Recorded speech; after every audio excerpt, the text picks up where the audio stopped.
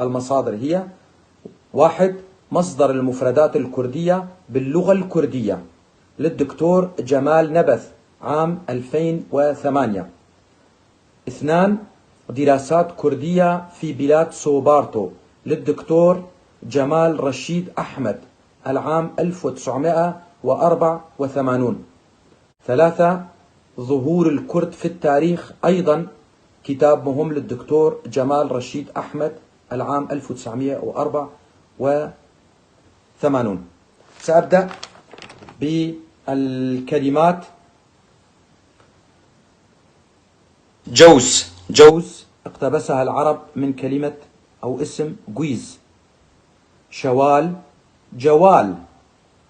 جوهر مقتبسة من جوهر، وهي كلمة بهلوية.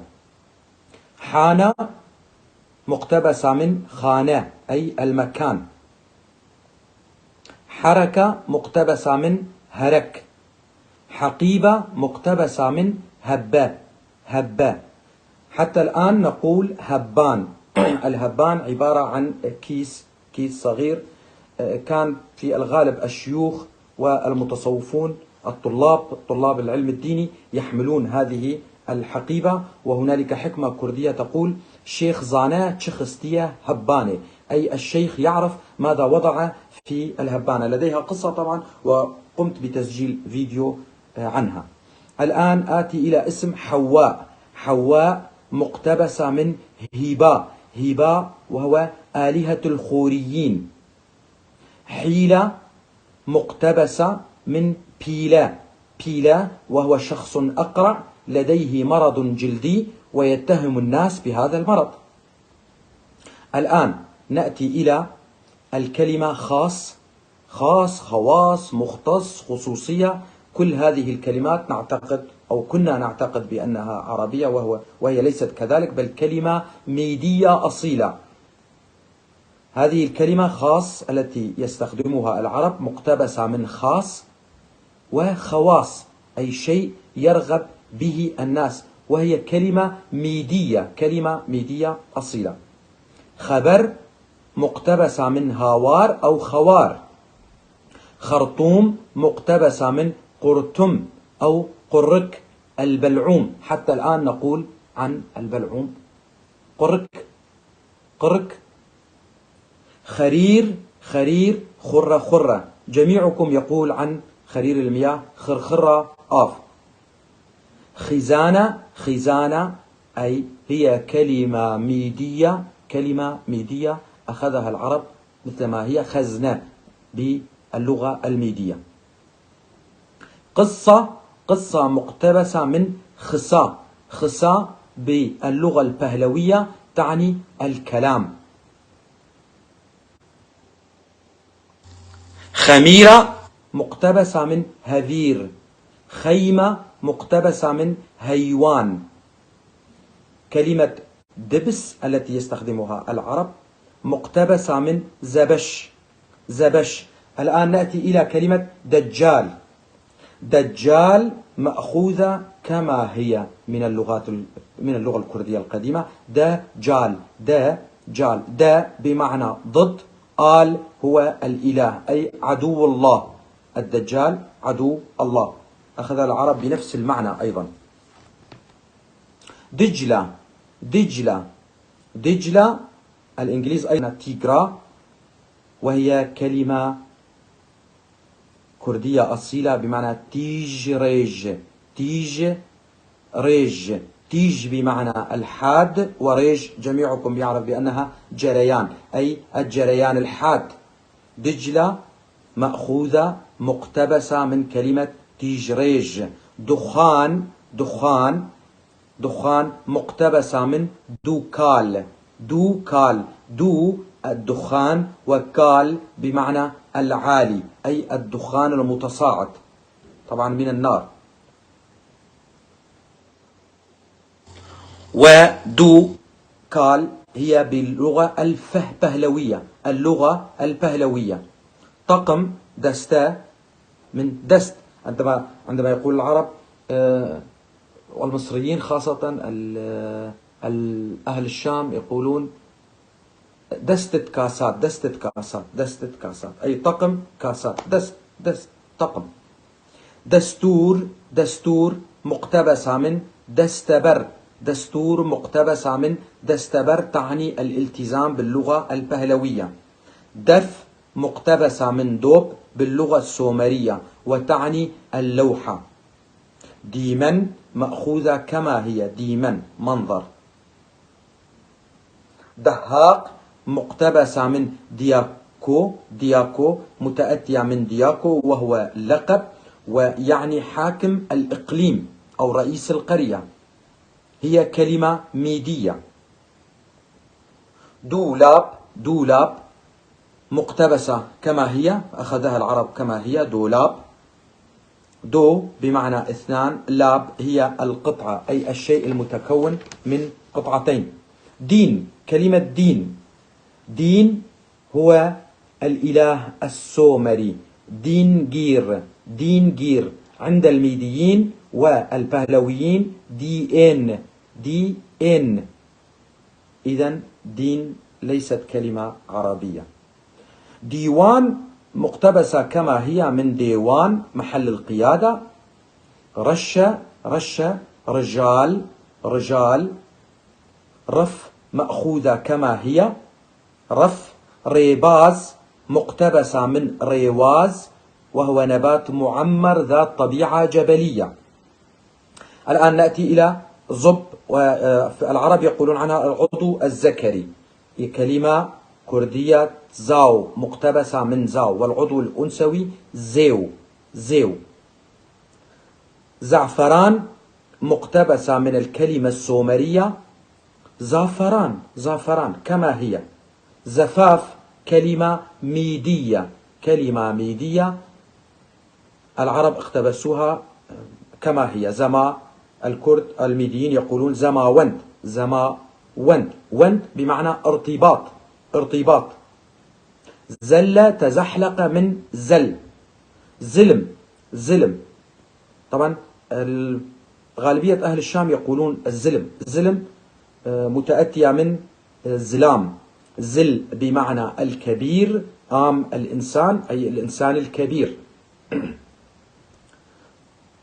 زمان، زمان. زمانة، زمانة. في اللغة البهلوية يقولون زمان كما هي، زمان. زواج، زوج مقتبسة من زوج. ساذج، ساذج مقتبسة من زاو، زاو وهي كلمة بهلوية. الآن نأتي إلى يوم السبت. السبت، السبت كلمة خورية، كلمة خورية لا صلة لها باللغة العربية إطلاقا.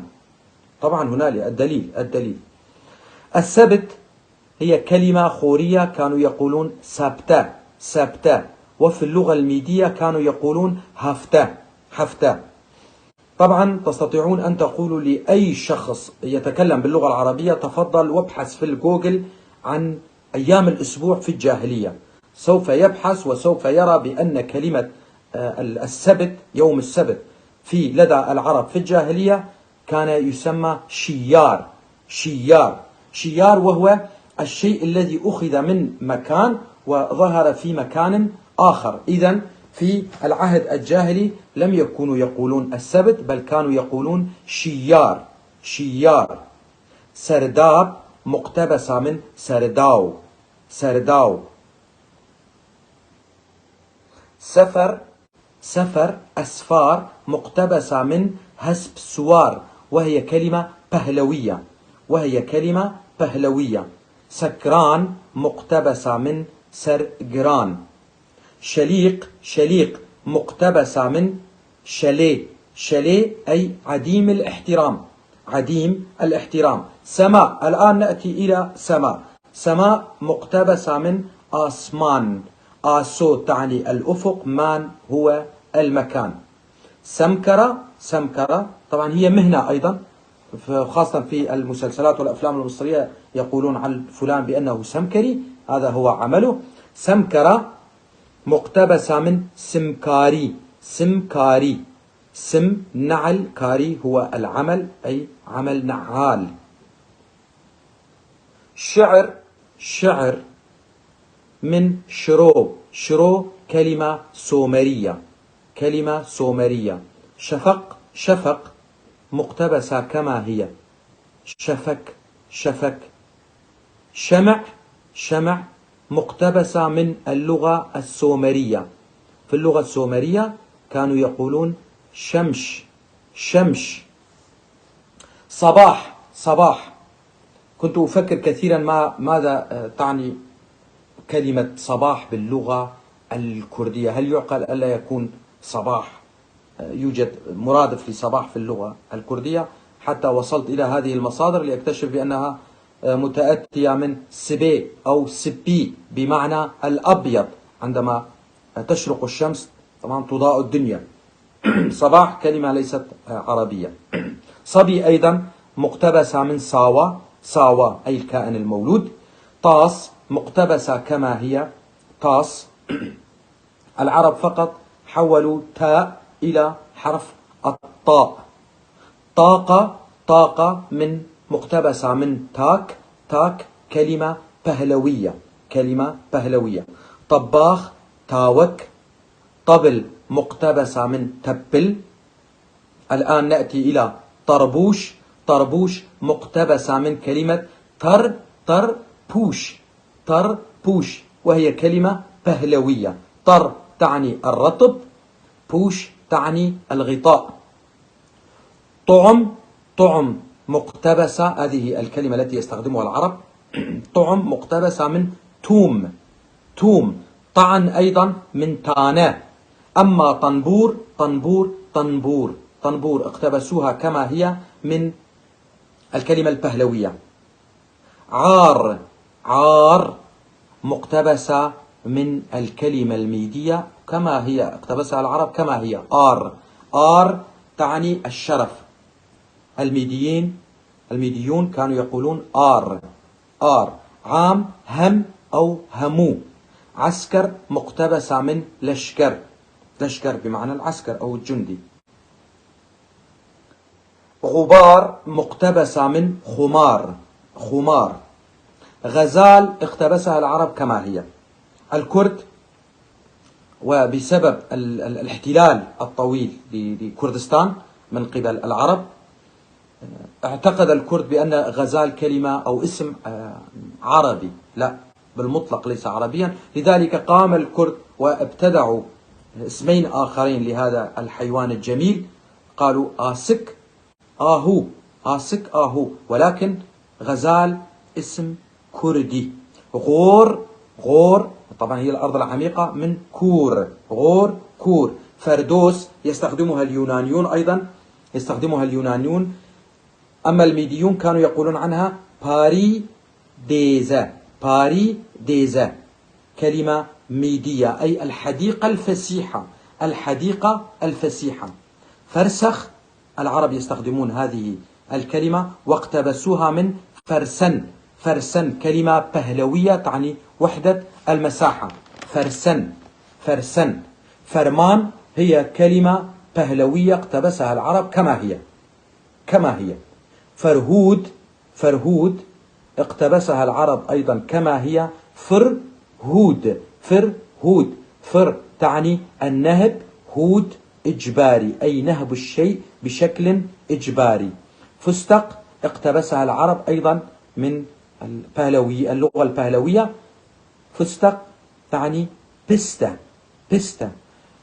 فهرست، فهرست العرب أحيانا في معاجم يقولون بأنها كلمة فارسية، وهم يركزون أبدا على كل كلمة كردية بأنها فارسية، لأنهم يعلمون بأن الكرد هم أصحاب الأرض وهم محتلو كردستان، يحاولون أن ينفوا كل شيء متعلق بالكرد. لذلك يقولون بأن فهرس كلمة فارسية، وهذا الأمر غير صحيح، هي كلمة بهلوية من العهد الساساني. فهرست، بيرست، بيرست. فهرس كلمة بهلوية ساسانية، بيرست. فولاذ مقتبسة من كلمة بولافت. فيروز مقتبسة من بيروز مبارك. قلعة مقتبسة كما هي كله، كله.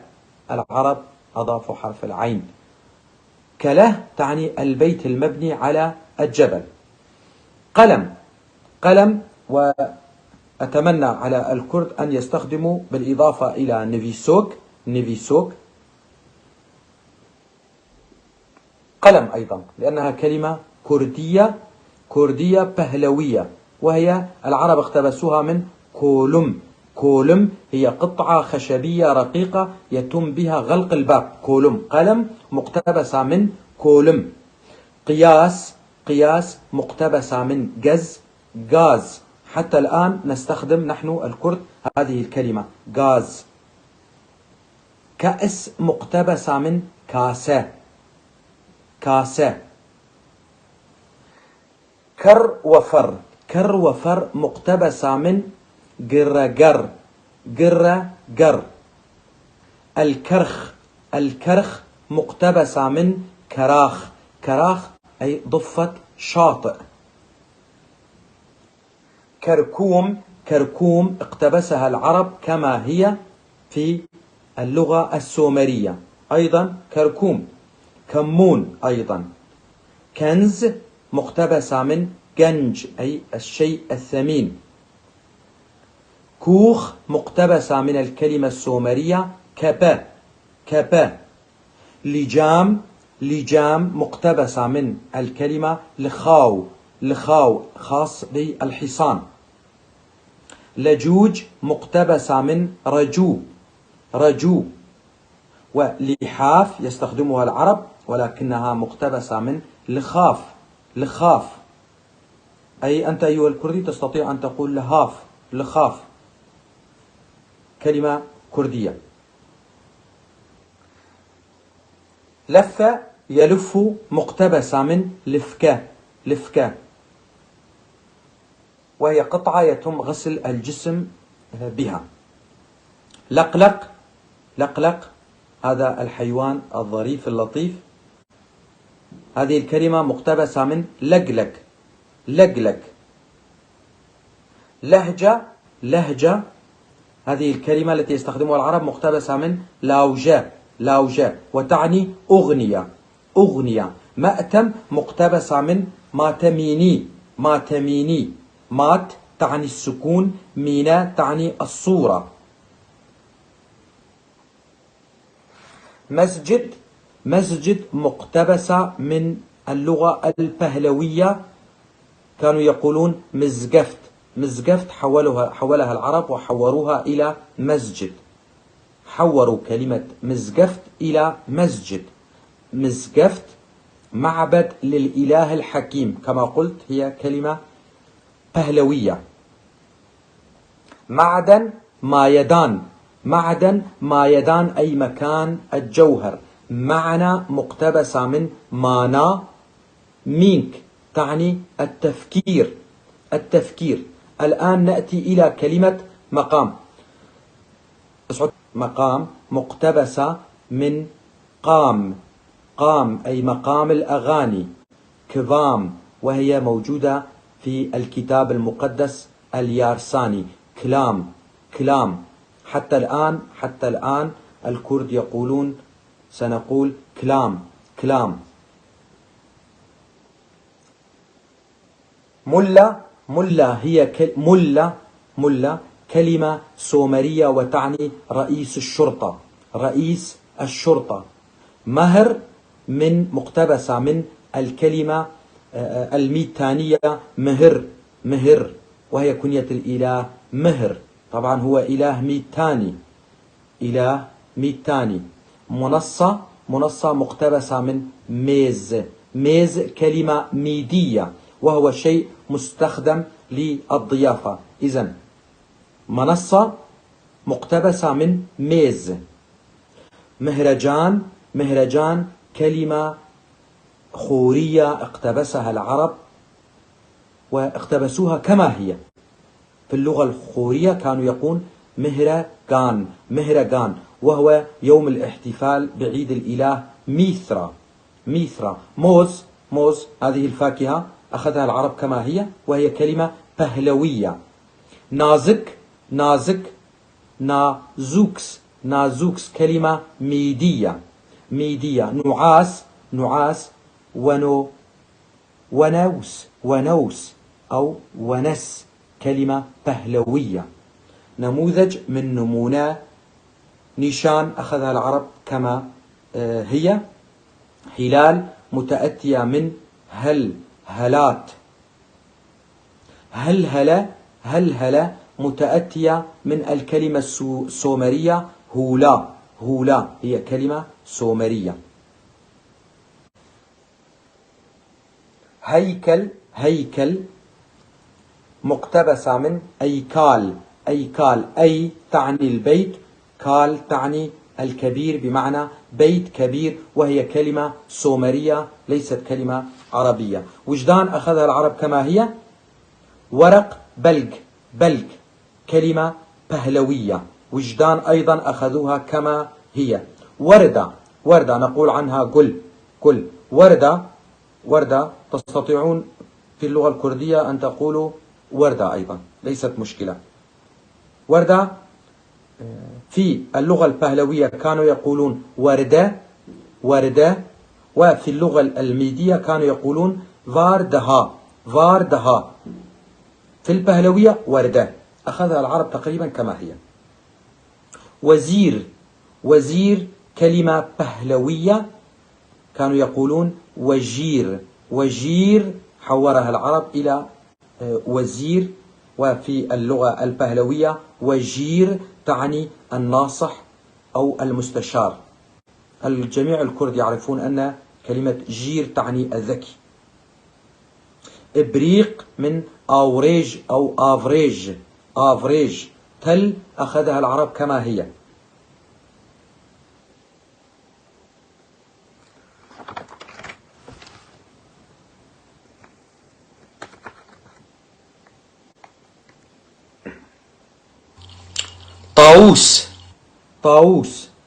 طاووس أخذها العرب كما هي، وهو اسم إله سومري دموزي. طا تعني ضوء، حتى الآن نقول طافاروكي ضوء.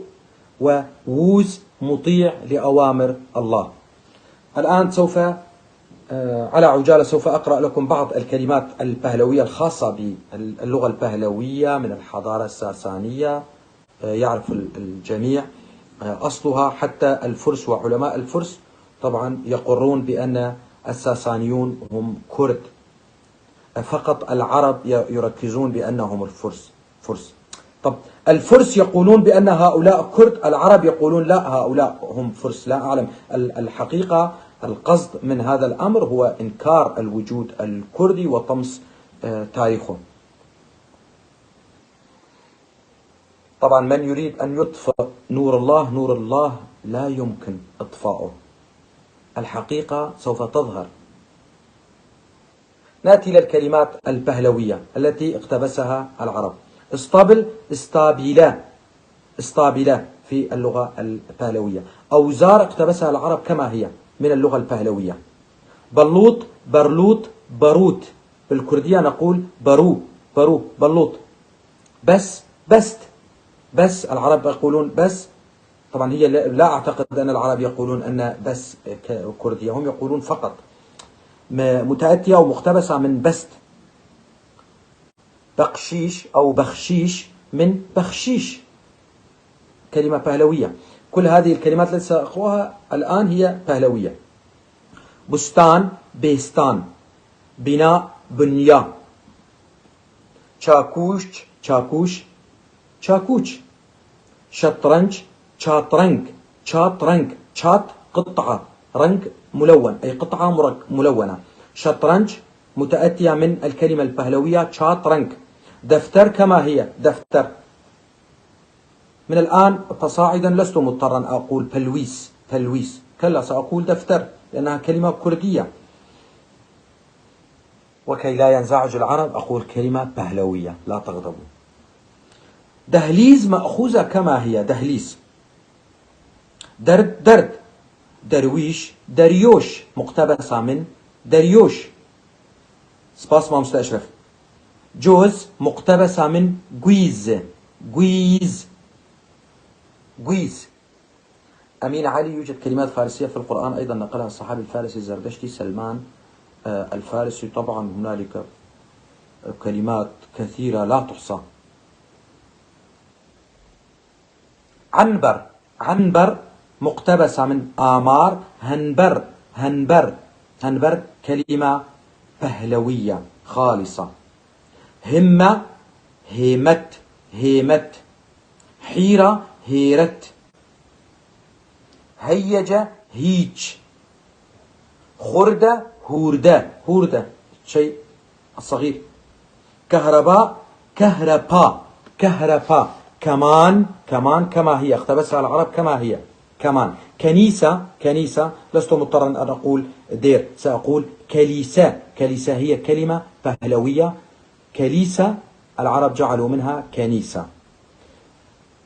كوچوك، كوچوك في الأتراك يستخدمونها، أخذوها من الكلمة البهلوية بتشوك، ونحن حتى الآن نقول بتشوك، بتشوك. مرهم، مرهم، مرهم. مادة العرب يقولون مادة، نفسها، نفسها أخذوها من اللغة البهلوية، مادة. مهرجان أيضا كما قلت الآن مهرجان. حجر المينا، مينا. البهلويين كانوا يقولون مينا أي حجر نفيس. موز، أكرر، موز كلمة بهلوية خالصة غير عربية. نارنج أيضا، نارنج كلمة بهلوية. ناي، ناي أخذوها كما هي. نازك كما هي أخذوها، نازك، نازوك. فيل، فيل هذا الحيوان الضخم مقتبس من بيل، بيل. كان الساسانيون يطلقون على هذا الحيوان اسم بيل، بيل. الباء، حرف الباء لا يوجد لدى العرب ويصعب عليهم أصلا نطق هذا الحرف، يقولون باء، باء. عندما يقولون لك بيروزبة يقولون لك بيروزبة، أمر طبيعي، هذه ليست لغتهم. رستاق، رستاق ذاك المكان المزروع مأخوذ من الكلمة البهلوية رستاق. صابون أخذوها كما هي، صابون. ساذج، ساذج من سازك، سازك. سراب كما قلت الآن سر آو، سر آو، أو آف. تاج من تاج، تاج، تاج الملوك كلمة بهلوية، تاج. حتى، هذه آخر كلمة، كلمة حتى مأخوذة من الكلمة الميدية آت، آت كلمة ميدية، كلمة ميدية. فيما بعد الكرد أصبحوا يقولون تا، تا. العرب أضافوا حرف الحاء وجعلوا منها حتى.